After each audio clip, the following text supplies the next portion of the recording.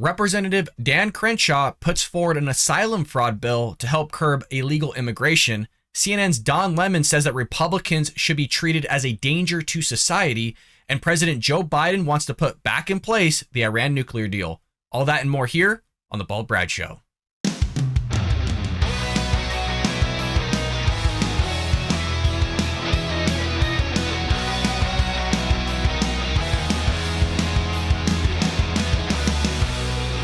Welcome to The Bald Brad Show. It is Friday, July 15th. We have made it to the end of the week, folks, and we are grinding away here at The Bald Brad Show to bring you the latest and greatest and all the news and information you need to know about. So support us by hitting that like and subscribe button. And not only would you be supporting the show, but heck, you'd be supporting conservative and getting conservative thought and ideas out there to new viewers who haven't seen our content or our channel. So again, hit that like and subscribe button. If you're over at Rumble, give us a plus as well as a comment. And if you're over at Apple, Spotify, or any of the major podcast services, leave us a nice 5-star review. Again, your support and help would be greatly appreciated. So we got a few news stories of the day to cover here to wrap up before we go into the weekend, starting with our lead story regarding Representative Dan Crenshaw. So Dan Crenshaw of Texas has introduced a sweeping asylum bill that cracks down on asylum fraud, and it also helps fix the loopholes in what he calls a fundamentally broken asylum system, and I do agree with him. The Closing Loopholes and Ending Asylum Abuse Act of 2022 marks the latest Republican proposal. Notice that, the latest Republican proposal, because Democrats aren't doing anything. Democrats want open borders. They just want people to flood into America and sometimes commit heinous crimes. Sometimes terrorists are coming through. You have MS-13 gang members coming through, which are committing murders. You have literally just most recently, I believe it was in Ohio, a 10-year-old girl was raped by an illegal immigrant. You have them committing murders. All sorts of things are happening. And we've seen in this fiscal year alone, 1.5 million migrant encounters. That's roughly 6,000 to 8,000 a day, give or take, 200,000 people per month. And I propose this question endless amount of times here on the Bald Brad Show. At what point is this considered an invasion? I mean, do all of them need weapons? Do all of them need to be carrying drugs or smuggling, sex trafficking? I mean, what is it, according to the Democrat Party, that would be classified either as a crisis or as an invasion? Because we called Russia sending 120,000 troops into Ukraine an invasion. I understand they have weapons, fully get it, but you don't have to just have weapons to classify something as an invasion. So Democrats want to kind of underskirt this and make it not a big issue by just calling it a challenge, and continually so, even though we haven't seen numbers like this basically in all of U.S. history. This is wild what Democrats want. So Republicans are trying to fix it with this bill. Crenshaw's bill focuses on the asylum system itself, which currently allows many migrants to be released into the U.S. under a claim of having suffered or fearing persecution, at which point their cases may not be resolved for years. Just let into the interior of the country to do whatever they please, and their case isn't just going to be heard for 1 or 2 years. Sometimes it takes 3 or 4 years plus to be even heard, and that's if they show up. It's a situation that has created massive backlogs of asylum cases in immigration courts. Crenshaw's bill would remove language in immigration law that allows asylum claims at the southern border to be made between ports of entry, and would also exclude those who have entered the country unlawfully. Huge point there. This is why this bill is so good. I want to rephrase that again. Would also exclude those who have entered the country unlawfully. You want to break the law? You shouldn't gain and capitalize upon that by seeking asylum after you've broken the law and be rewarded for it. Meaning that asylum seekers who did not present themselves at a designated port of entry and instead tried to enter the country illegally would not be able to claim asylum. I love that aspect of the bill. That's going to curb a lot of this and help fix at least some part of the system where you have Joe Biden Democrats not wanting to solve anything. They just want to make it worse. Check this out. It would also clarify the definition of persecution and particular social group for the purposes of claiming asylum due to the fear of persecution as a member of a social group. This legislation would also authorize the establishment of designated asylum offices abroad, including the embassies and consulates in Mexico, where migrants can make asylum claims. And you saw this under Trump saying, hey, if you want to seek asylum, you could do so in your own country. And then after that paperwork's been resolved, then we can go on and move further. And a lot of Democrats lost their minds going, well, if somebody's seeking asylum in their own country and their own country might be terrorized or whatever it may be, you're having them sit in the place where they're trying to flee because of that terror. Now, the problem with that is the vast majority, I mean, you're talking the high 90 percentile of asylum seekers coming through Mexico don't actually meet the qualification of asylum. So that's why you're getting this gridlock in the courts. And that's what Dan Crenshaw is trying to prevent here. Also, he's trying to prevent people coming in illegally as well. The bill states that if migrants are present in a country where one of these offices exist, they must make the claim there instead of the United States. So trying to put something through a bill this time through Congress rather than through the executive branch to kind of curb this whole thing and really move it back into Trump's policies, where you had Joe Biden just trying to remove a lot of his policies. America's asylum process is fundamentally broken. Everyone knows it, including the cartels who are coaching illegal immigrants on how to exploit loopholes, contributing to the worst border crisis in decades. That comes from Dan Crenshaw himself. Now, if you do want to check it out, there is the bill that you can read on Scribd from Fox News Digital. That was pretty much the gist of it. But Crenshaw goes on to say that my bill proposes and closes those loopholes and prevents abuse by mandating asylum be made at the port of entry, prohibiting anyone who illegally enters the United States from claiming asylum after the fact, and establishing offices so migrants can claim asylum in a third country before they reach our borders. I love this. And finally, you got a Republican speaking up that wants to try to fix a problem that Democrats created. You see, there's a common theme here with what Republicans have to do. When either a Democrat goes into office or a Democrat leaves office, there's a lot of cleaning up, clean up on aisle 5, clean up on America's land here, because you have Democrats constantly defecating and destroying it. And I mean that both literally and also metaphorically, because if you go to California, you have freaking homeless people defecating all over the ground and sometimes throwing it at people. But that's where Democrats want to live. This is the stuff they voted in for. But yet when it happens in their area and it actually starts affecting them, then they go to the red states because we don't have that problem there. And they vote in the same things. And then when now that infiltrates their area of which they voted for, then they move on to the next red state. And at that point, you just have a domino effect and our entire country goes to waste. So that's the main news there on immigration. As far as the numbers are still hurting, folks. We're not even going to bother going into that. You know what it is. It's just going downhill, very similar to inflation numbers. Joe Biden's just continually breaking records. Now, in other news, we had Don Lemon here. This guy's still around. I can't believe that him, Brian Stelter, and Anderson Cooper, like their lead lineup at CNN, are still able to actually be on there. They just got new leadership, right? They ousted the old CEO, I believe it was. They're trying to figure out the problem by being more like middle rather than far progressive left. But yet the ratings for Brian Stelter and Don Lemon are just absolutely in the trash. And then they can't figure out why they're still not getting anybody to watch their station. You literally have YouTubers that get more views than CNN does. And to give that perspective, I've been on this channel, The Bald Brad Show, for since February of 2021. And I literally have half the subscribers that CNN Plus had. That puts it in perspective. But they're still going to trot this knucklehead out to say asinine things. So he appeared on CNN's New Day Thursday morning and once again urged the media to hold Republicans to a different standard than Democrats in the media coverage. We see this all the time, but I want you to hear it from Don Lemon's mouth himself. Let's go ahead and roll the clip.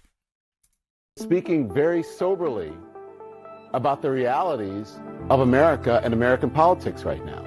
We sit around and we talk about these things and we want to give this false equivalence to Democrats and Republicans. That is not where we are right now. Republicans are doing something that is very dangerous to our society. And we have to acknowledge that. We have to acknowledge that as Americans. We must acknowledge that as journalists, because if we don't, we're not doing our jobs. We cannot sit here and pretend like, well, Republicans, cut them a break. We want to hear whatever. They have a lot to answer for in this moment. A lot to answer for what happened with the former president of the United States, why they allowed his antics to go on for so long, why he is not accountable, why they go along with it and don't say anything. They've got to answer for that. Why they are, whether you agree with abortion rights or not, why they have taken back a right that was that was granted to American women for 50 years. They have to answer for those questions. If they come here on CNN, they must answer for that. If they go on MSNBC, they must answer for that. If they go on ABC, they must answer for that. And they cannot expect to be coddled when they go on to a news organization or if they step in front of a crowd of supporters or of voters or of Americans. Folks, it amazes me that somebody could be so empty-headed and say asinine things and still become a primetime TV host And not just that, but be trotted out on other left-wing outlets to continue to say asinine things, all the while getting paid millions of dollars. I mean, hell, do you need any more proof that the American dream is still thriving? And this guy had the balls to say the threat of growing extremism on the right. And he also warned journalists to not give a false equivalence to both sides and instead acknowledge Republicans were endangering America. We just got done spending 4 years watching the Democrat Party and the progressive left burn our cities to the ground, causing billions of dollars in damages. And this guy's going to be pushing out this whole January 6th hubbub where you got a bunch of idiots storming the Capitol that didn't even cause anywhere near the damage that we watched the Democrat Party do in the progressive left. They literally have stores fleeing from Democrat-ran states because of the crime that Democrats are pushing and allowing, i.e. Starbucks and Walgreens. We just did a story where Starbucks removed 16 stores from all the Democrat-ran cities, Los Angeles, Portland, Seattle, Washington, D.C., Philadelphia. He's not going to talk about that. He's going to push that Republicans were endangering America and still are. Literally, you have smash and grabs happening in Los Angeles right now. You have homeless people attacking Olympians, U.S. Olympians in Democrat-ran cities, but we're endangering America? Are you kidding me? You have critical race theory being taught to your children. You have that teachers basically implementing curriculum saying that America is nothing but racist. And then if you're white, you're racist. And if you don't acknowledge that, you're even more racist. How that makes sense, I don't know. But this is stuff they're going to push. They're going to have these freaking drag queens go out and striptease in front of your children while your children take your hard-earned money that you gave them for lunch and start tipping them. All this stuff's being trotted out, but remember, Republicans are endangering America. All the while, Democrat parties allowing 1.5 plus million people this fiscal year alone enter into our country being unvetted sometimes and for the most part. You have terrorists coming through, MS-13 gang members coming through, drug cartel coming through, fentanyl coming through, all these things. But again, Republicans are endangering America. This is CNN for you. This is Don Lemon for you. And then they still can't grasp why nobody watches their station. They still can't grasp why people aren't flocking to them because they still haven't fired this guy. They still haven't fired Brian Stelter and others who nobody wants to listen to because they're asinine and they claim they're unbiased. Don Lemon, yes, still claims that he is unbiased. Just so trustworthy. Well, a Pew survey of nearly 12,000 journalists found that a majority of journalists, 55%, reject the idea that both sides always deserve equal coverage. Lemon was referring to Republicans who continue to support President Donald Trump after the January 6, 2021 riot at the Capitol, as well as the recent Supreme Court ruling to overturn Roe v. Wade. I love how he talks about how literally he was saying that women were granted that right. How can they be granted that right when it was the Supreme Court that ruled on Roe v. Wade and before Griswold v. Connecticut? The Supreme Court can't grant rights, but they did grant rights in Griswold v. Connecticut. They literally said as much, that the Bill of Rights creates a shadow, in other words, a penumbra, and within those penumbras and shadows that you can find other rights, even though it eluded and evaded 176 years going from the founders and other legislatures to that present time. Nobody ever found them before, but they just have a magical wand where they could just find whatever the hell they want. Furthermore, it created more legislation, again, the judiciary did, in Roe v. Wade by determining when you can have abortion and which trimesters and such. But Don Lemon's going to trot all this out because it's Republicans, folks, that are endangering America, not the Democrat Party. The Democrat Party has been endangering America since freaking basically its founding. The Democrat Party's founding. Ku Klux Klan, slavery, amongst a freaking litany of other things. Abortion, endangering America. You're literally killing 19 million black babies since Roe v. Wade was implemented. You're upwards of millions upon millions. Like 60 million babies have been killed since Roe v. Wade or something like that. I mean, how more endangering can you get by killing innocent children? He made a similar plea in June saying we cannot pretend as journalists that both sides are equal. Lemon referred to an interview he did with a former spokesperson for the Oath Keepers, saying Republicans have become associated with extremists. He rejected any Republican opposition to that belief. Quote, you have the inmates running the asylum, basically. You have the extremists, because I know they are Republicans sitting out there going, Don Lemon, that's not what we are. Maybe it's not what you are, but it's what your party has become and what you have allowed to happen. So creating this fictitious thing in his mind, and we've talked about this a lot on the show, where the Democrats will say that we don't understand them, that we don't get it, even though we literally went through their indoctrination camps from K through 12th and even into college if we went to college. And we had to hear all their crap for literally our entire lives and that we know it like the back of our hands. But it just shows you how far away they are from the Republican Party and conservatives in terms of understanding us and what we actually believe in. I'd actually personally, I know this anecdotal, I don't know a single Republican, And I haven't heard a single Republican come out and say that they were okay with January 6th. Haven't seen a single one, but this is stuff they're going to push.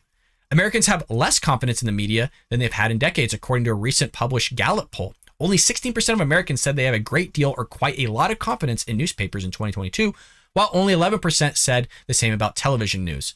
I mean, if it's those kind of ratings just across the board, can you imagine how much faith people have in CNN? Probably not a lot. And Don, you haven't been doing your job because people have faith in you as well. And that's why we're doing this episode today, to bring out more fake news. And Donald Trump might be back in 2024 to hit you with a little something. Don Lemon, okay, Jim Acosta, Brad Stelter, all those things. So there you have it. Don Lemon saying asinine things and still being chauffeured out by CNN. They don't care. They're not worried about the ratings. They literally said so as much. And the reason why I want to bring that up is because you have the President of the United States, the White House, the administration saying that they're not looking at their poll numbers either. So there's this thing among leftists and the Democrats where they don't want to look at the truth because if they face it, then their whole belief system, everything just crumbles. And we see this time and time again where we show them facts from the right. We actually show them the proof and they don't want to believe it. And they don't want to believe it because, like I said, then it's just earth shattering for them. Everything falls apart and then they just fall in depression. Well, speaking of everything that's kind of depressing here, Joe Biden is defending the Iran nuclear deal. Against Israel news scrutiny, he's still trying to push this out while he's freaking in Israel for peace, by the way, which Donald Trump basically created. But he's going to ride on Trump coattails, as he should, but they're going to trot out as if, he's doing yeoman's work over there. When in actuality, folks, he could barely make it from meeting to meeting, let's be honest. Biden, again, defended his decision to revive the Iran nuclear deal, this time batting back objections from Israeli news media on the subject. The Israelis are losing their minds over this, going, holy crap, we just got done telling you how bad it was during Obama's time. Everybody said it was bad. Nobody was on your side on this, and now you're trying to do this again. They have to be freaking out, folks. Put it this way. Iran wants to wipe them off this planet, cease to exist, gone, poof, vaporized, never again going to exist. That's Iran's mentality. Iran feels about the same way towards the West. That's why they chant death to America all the time. But Biden wants to revive this nuclear deal. To give you a little bit of just backstory, I suppose, or let's take a trip in the past. Remember when Barack Obama gave them basically $150 billion in assets? To give you a kind of perspective in terms of monetary value that was for Iran, that would be like Iran giving America $8 trillion during that time.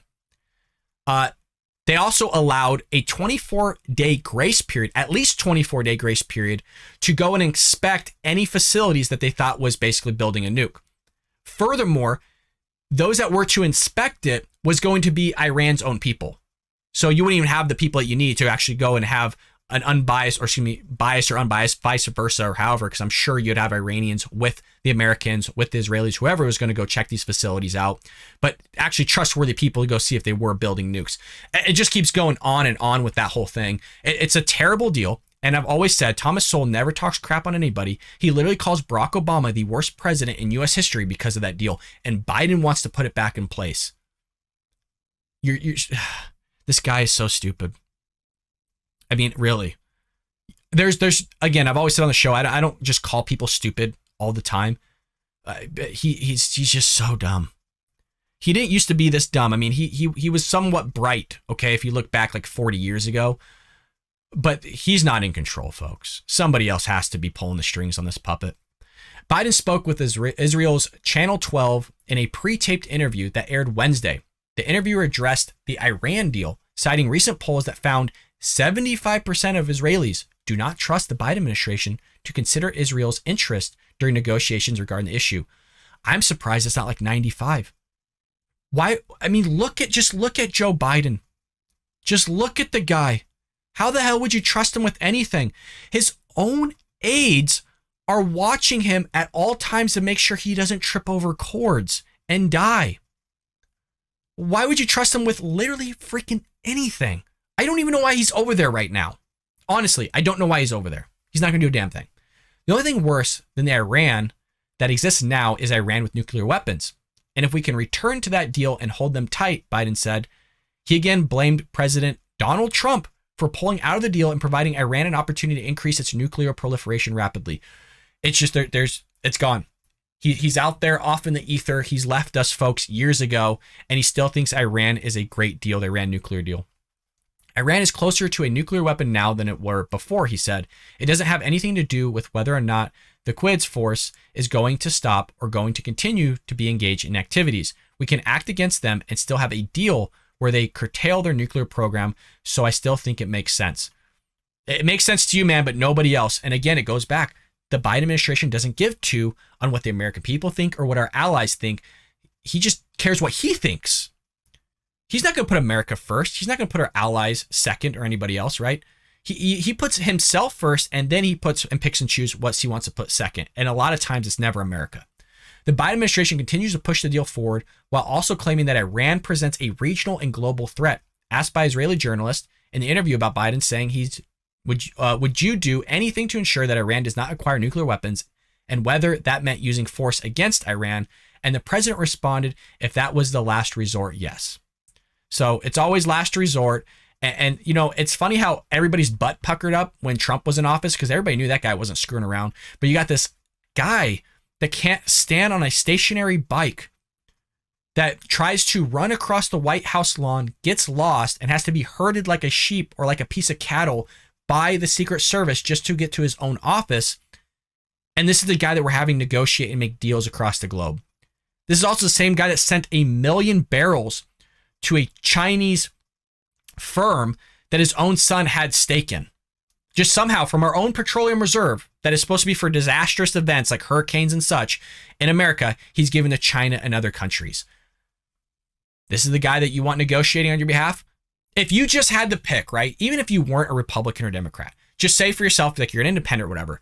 If you had Donald Trump here, a business billionaire, or you had Joe Biden, who's been suckling at the teat of the government for his entire life, that can't remember his name, his own wife's name, his general names, gets lost, fumbles through his words, fights with his teleprompter, has to be told on a card to sit down, take your seat for you to basically breathe every breath. We're going to walk you through it, Joe. Who would you want to negotiate for you? A guy that says asinine things like Donald Trump on Twitter every now and then? A New Yorker that we all knew was like that? Or Joe Biden? I think it's freaking self-evident who we'd want. But it's amazing because 92% of Democrats would still vote for this guy if he were to run against Donald Trump. The Trump derangers syndrome is real, man. I was really against it kind of at before. I was like, that sounds kind of stupid, you know? But the progressive left will make anything, folks. They will make up anything. And, you know, hell, I'm starting to believe it. I'm starting to be morphed in their reality here with this Trump derangement syndrome because, hell, they will make some terrible, bone-ass decisions to have this guy back in office again. Well, there you go, folks. I hope you enjoyed the Bald Brad show today. A little bit short. It is Friday. I hope you all had a lovely weekend. Be on the lookout for Supernatural Saturdays here on the Bald Brad show, where we step aside from the politics and the news of the day and react to ghost videos. We talk about aliens, Bigfoot, all that great stuff. So be on the lookout for that episode tomorrow, and look forward to seeing all of you back Sunday here on the Bald Brad show.